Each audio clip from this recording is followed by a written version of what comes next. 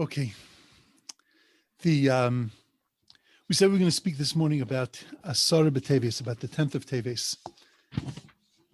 Everybody knows that on the 10th of Teves, that's the day that the walls of Jerusalem, the beginning of the siege of Yerushalayim, began in the time of the Churban Bayis Rishon, in time of the destruction of the first temple. That's only really a third of the story. The truth is that Asarah B'teves is a conglomeration of three tragic events that took place to the Jewish people that are wrapped into one. On the 8th of Teves, that was the day that King Ptolemy took 70 sages and put them in rooms, sequestered them from each other, and had them write the Torah over in Greek. There were 13 places in the Torah that the Greek language doesn't allow for what the Hebrew is implying, and therefore they had to make 13 emendations in the text in order to be able to make it read correctly in Greek. There was a danger because if some of the rabbis would make the changes, some of the rabbis wouldn't make the changes. So then it would look like they were playing around with the Torah, and that would have caused a great problem for the Jewish people. A miracle happened, and all 70 sages made the exact same 13 emendations in the text. Nevertheless, this was considered a black day for the Jewish people, and darkness descended to the world for 3 days. And this was considered the bringing on of a brand new era. And this was considered a tremendous tragedy. On the 9th of Teves, we know that Ezra Sofer died. Ezra the scribe died, who was the leader of the Jewish people during the time of the exile and helped them get back to Eretz Yisrael and to rebuild the second temple. And we know that the third tragedy that happened was the tragedy of the breaching of the walls of Yerushalayim. The truth is that if you look at it chronologically, the first one that happened was the breaching of the walls. The second tragedy that happened was the death of Ezra. And then the later tragedy that happened was Ptolemy's writing of the Torah. One would have thought that if we're going to wrap all three fasts into one day, so then we would have wrapped them into the 8th of Teves and not into the 10th of Teves, because the 8th of Teves is the most recent of the tragedies. The tragedy of the breaching of the walls, as we're going to speak about in a moment, is really obsolete at this point. It really is something that doesn't really affect us. Nevertheless, we take all of the fast days and we put them into there. We put them all into the 10th, into the breaching of the walls. And that's our first thing that we have to uncover, is why were they put onto the 10th of Teves and not the 8th of Teves. The second problem is that what was so bad about the tragedy of writing the Torah over into Greek? If translating the Torah into another language is considered something that is prohibited and something that is not a good thing to do, so then Art Scroll would have a terrible problem. All of the translations of the Torah, all of the English, all of the foreign language translations of the Torah that make it possible for people, for Frenchmen to be able to learn Torah, that make it possible for those that speak Spanish to learn Torah, for those that speak English to learn Torah.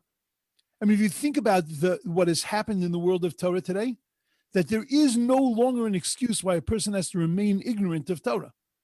Every single thing from translation to understanding to deep thoughts about Torah, all of that is available in foreign languages.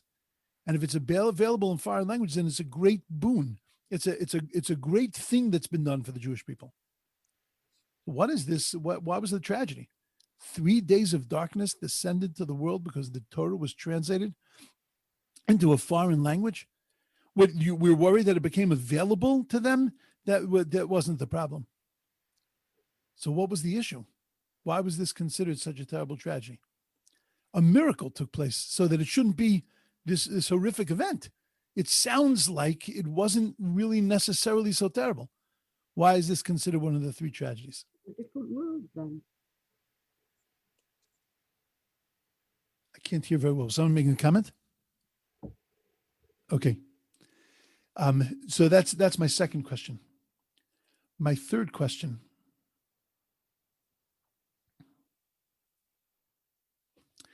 My third question is, if you look in the Shulchan Aruch and you look at what the Shulchan Aruch says about this day, so the Shulchan Aruch talks about the 3 days in Teves, and it says, B'shmona b'Teves nichtava Torah Yavanis. The Torah was written in Greek in the days of Talmi HaMelech. This is in the Code of Jewish Law. Choshech ba'olam shlosha yomim, and there was darkness in the world for 3 days. Uvetisha bo, and on the 9th, lo no de'eza hitzara she'erabo. We don't know what sorrow, what tragedy happened on the 9th. And then it goes on to say that on the and then on the 10th, we know that's a different fast, so it's not included over here. What do you mean you don't know what happened on the 9th? In the slichos that we recite tomorrow morning, and all of the things that are written in our tradition, when we talk about the fast of the 9th, when we talk about the 9th, everybody knows that was the day that Ezra Sofer died. How could the Shulchan Aruch not have known that? How could the Shulchan Aruch have said, "Lo no de'ezu tzara yirabo"? We don't know what sorrow, what tragedy happened on that day. What does that mean? Of course, you know what tragedy happened on that day. All you got to do is open up a history book. Just look at all the old days, right? Look at all the days that have happened in our history. Look at the day of the year, and you'll see that on the 10th of Teves, Ezra died. Why would you say those words? Lo no de'ezu tzara yirabo. We don't know what tragedy happened on that day. Plus, you have to ask that why was that such a tragedy? Ezra died. A lot of rabbis died. A lot of rabbis in our history were slaughtered, actually. Didn't just die. We don't have a day on their yahrzeit. Rabbi Akiva, there's no day on his yahrzeit. Rabbi Yehuda Anasi, no day on his yahrzeit. The only other person whose yahrzeit we observe, and not even fully, is Moshe Rabbeinu. So why is there a tragic yahrzeit day to commemorate the death of Ezra Sofer more than anybody else?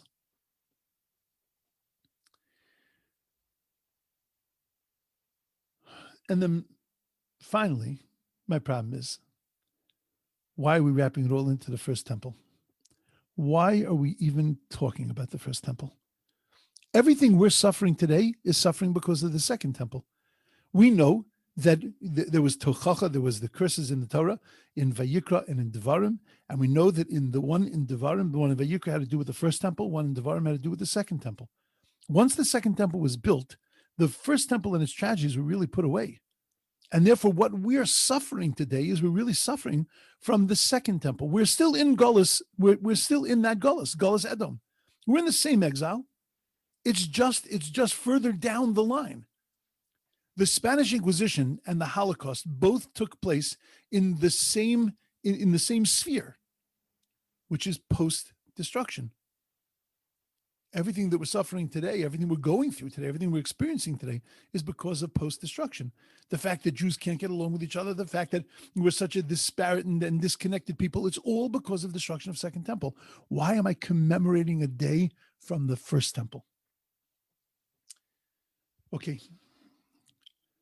So let's talk for a moment about the difference between Ezra and Moshe. We know that the Gemara says that Ezra, HaSefer, was equal to Moshe Rabbeinu, and that the Torah could have been given through Ezra like it was given through Moshe. But Moshe was there first, and therefore Moshe got the Torah. But Ezra, don't think he was insignificant.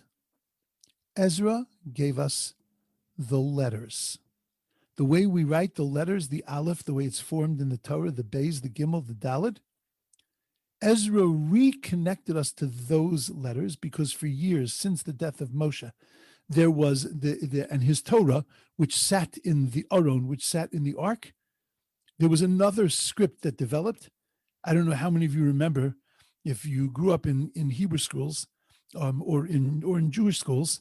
So they would give you a machberet as a child, and on the back of the machberet was something that at least when class got boring, you could have a little bit of fun with, because on the back was a chart. And on the chart, it had block letters, then it had Hebrew script letters, and then it had chicken scroll or ksav libunois. That had this ancient Hebrew writing. What's ancient Hebrew writing? It was the script that developed after the death of Moshe, after the putting away of Moshe's Sefer Torah, that was written in Ksav Ashuris, that was written in this very special language, and very special fonts, but that was put away, and then Ezra rebrought it back. Now listen to what I just said. Ezra was worthy to be given the Torah, to give the Jewish people the Torah, and instead, what was the booby prize? The booby prize was he didn't get the Torah, but he got the script. Great. So he gave us a calligraphy. Jewish calligraphy was started by Ezra. Wow, shkayach, isn't that awesome? What does that mean? Because we understand like this. We understand that when God gave the Torah, there was a Torah shebechsav, there was a written Torah, and there was a Torah Shabbal Pez. We've spoken about many times, there was an oral Torah. The tzura, the form of all of those letters, that is embedded in there is Torah Shabbal Pez, the oral Torah, in the shape of the letters, in the crowns that go on top of the letters, in the way the letters are sitting next to each other. All of that, it all represents many of the secrets and many of the depths of the Torah. When Moshe Rabbeinu came up, he saw God affixing crowns to the Torah. So he said to God, "What's going on? What are you, Betsy Ross? You're sitting there and you're sewing crowns on the Torah. Like, what are you doing?" And God says, because in the future, there's going to be a sage that is going to be able to learn mountains of Torah and mountains of halachas from these letters and from the crowns that sit on top of them. And he was referring to Rabbi Akiva. Moshe Rabbeinu eventually asked God to show him Rabbi Akiva, and the rest of that is a very beautiful Gemara for another time. Until now, the Sefer Torah was munach ba'aron. It was sitting in the aron. Those letters in the Torah Shabbal Peh were really contained inside of the aron. But now things started to falter. During the time of the exile between the first and the second temple, our connection to that oral Torah started to wane. And what Ezra Sefer did by giving us the letters was he reconnected us back to Torah Shabbal Peh. Torah Shabbal Peh, as we've described when we spoke about it on Chanukah, the Torah Shabbal Peh, the oral Torah, is really the living Torah. It's the Teres Chayim. It allows you to be able to take Torah and to put it into every aspect of your life. Without the oral Torah, so then it's impossible to live Torah. And what Ezra HaSefer was responsible for, Ezra HaSefer was responsible for re-establishing and reconnecting us to Torah Shabbal Peh. When Ezra HaSefer died, that connection that he forged for us by giving us these letters and by reconnecting us back to the essential Torah Shabbal Peh, that again began to wane. Ezra was like he had re-given the Torah to the Jewish people. And therefore his death was akin to the death of Moshe. Just like on Moshe's day, we commemorate his day in some kind of way, we do the same for Ezra's day, because the death of Ezra meant also that there was a weakening of a connection. Moshe Rabbeinu forged the connection between the Jews and God. Ezra forged the connection between the Jews and God and his Torah and Torah Shabbal Peh. And that became weakened. And then, a few hundred years later, comes Talmi. And Talmi has them write the Torah over in Greek. You know, when I say the word Bereshis bara Elokim es hashamayim es haaretz, in the beginning God created the heavens and the earth. Do you know that I could give you I can give you 70 different translations of what the word Bereshis bara Elokim means? It means in the beginning. It means in the beginning of God's creating of the universe. It means for the sake of the beginning, God created the universe. There are so many explanations that every word of the Torah is so elastic. Every word of the Torah has so much behind it, so much power behind it. And all of that is the Torah Sheba'al Peh. All of that is the oral Torah. Shivim panim LaTorah. There are 70 faces for the Torah. The Torah is magnificent and deep. You take the 70 faces of the word Bereshis and put that along with the word Bara, Elokim, Shemayim, Haaretz. I'm not a mathematician. I don't know statistics in those things, but I can tell you that the numbers, the possible numbers of combinations of what that could mean is astronomical, off the charts. And then when you start to add one pasuk to the next pasuk, the depth of the meaning, what we're seeing is one drop in the ocean. But the minute I take that word, Bereshis bara Elokim, and I translate it into any language, and I say, what does Bereshis bara Elokim mean? In the beginning, God created heavens and the earth. Torah Sheba'al Peh is finished. The oral Torah is gone. I've taken away its elasticity. I've taken away its creativity.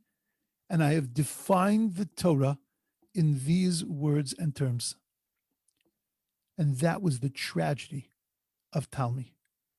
The tragedy of writing over the Torah into Greek by the 70 sages was that it was another shot at getting rid of Torah Sheba'al Peh, at straining Torah Sheba'al Peh, putting it inside of a box and constraining it and taking away its ability to be able to be so wide and open and to be able to keep the Torah so deep. That was the tragedy that took place on that day. Ezra's death was in the beginning of the impairment of Torah Sheba'al Peh. Talmud's writing of the Torah was a further impairment to our connection to Torah Sheba'al Peh.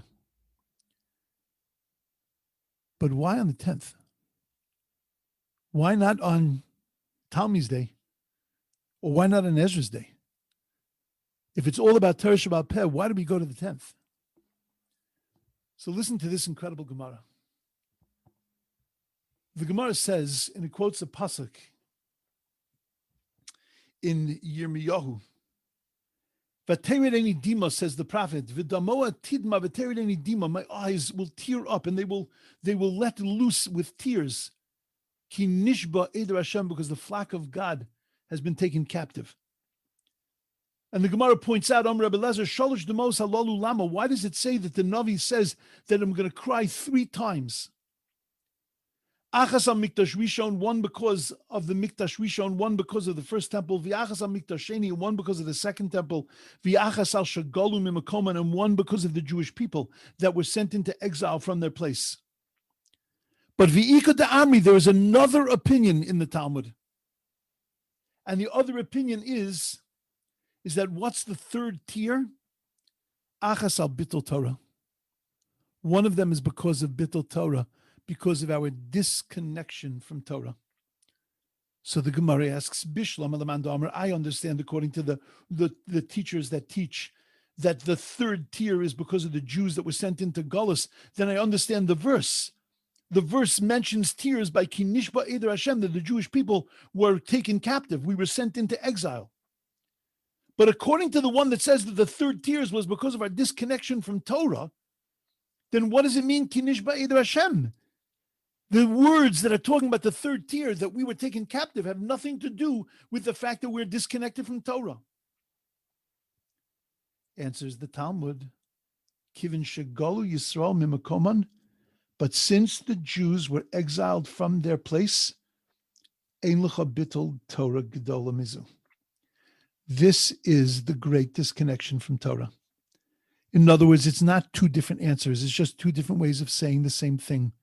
When Jews go into Gullus, their connection to their heritage, their connection to their God, their connection to their living Torah becomes impaired.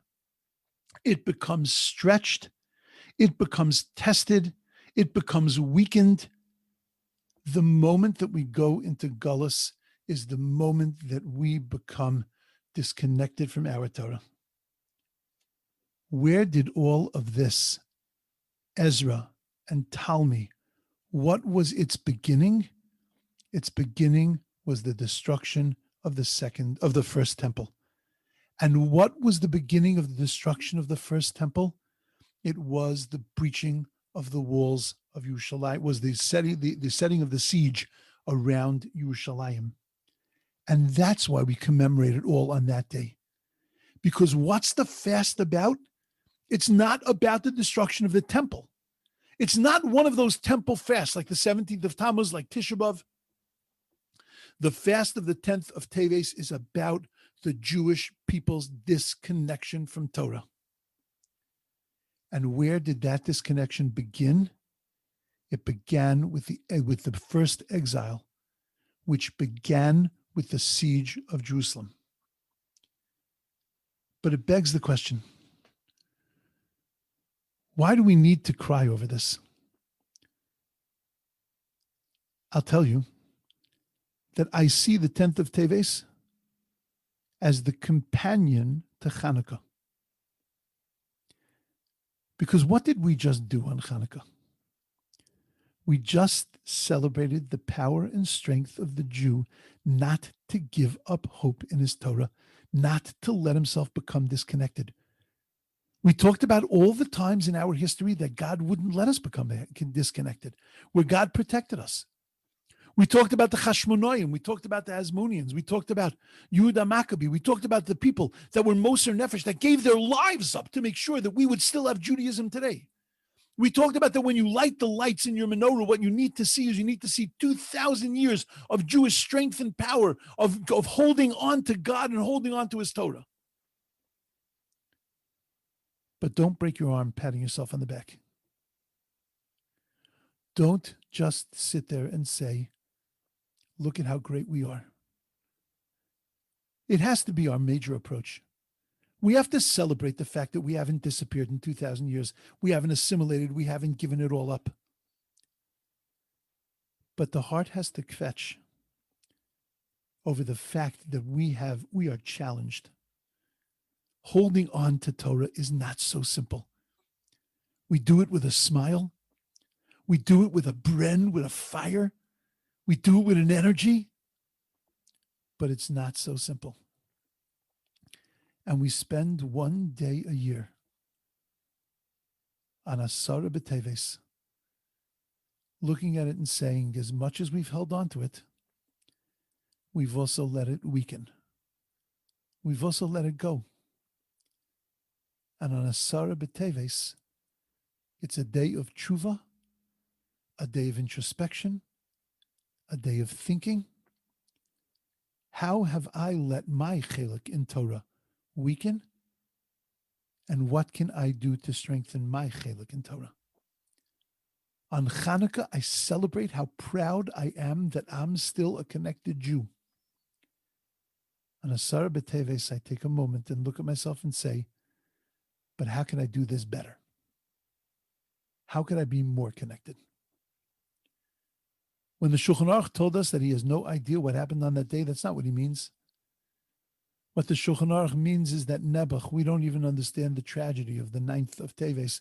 We don't understand the travesty and the tragedy of the death of Ezra because our eyes are so blinded, our eyes are so covered from seeing the beauty, what Ezra gave us, from recognizing the depths of the Torah, from really appreciating what the Torah Shabbal Peh is and what role it plays in our lives.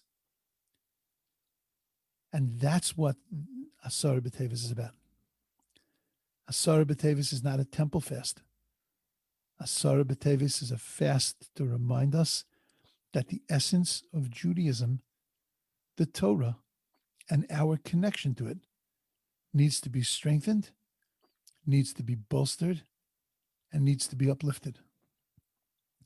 The power of the day of Asarah B'teves is that it's the only tainus that can fall on a Friday, could technically fall on a Shabbos. It's the only fast that they've allowed to be on a Friday. There are no other fast days on a Friday because the power of Asarah B'teves is incredible, because it's a day that we can tap deep into ourselves, rather than just celebrating on Chanukah, we need to have the foil, the opposite side, and to have a day to question, are we holding on as strong as we can? That's the essence of the day. That's the purpose of the day. That's the concept of the day. And that's what we're trying to accomplish on Asarah B'teves.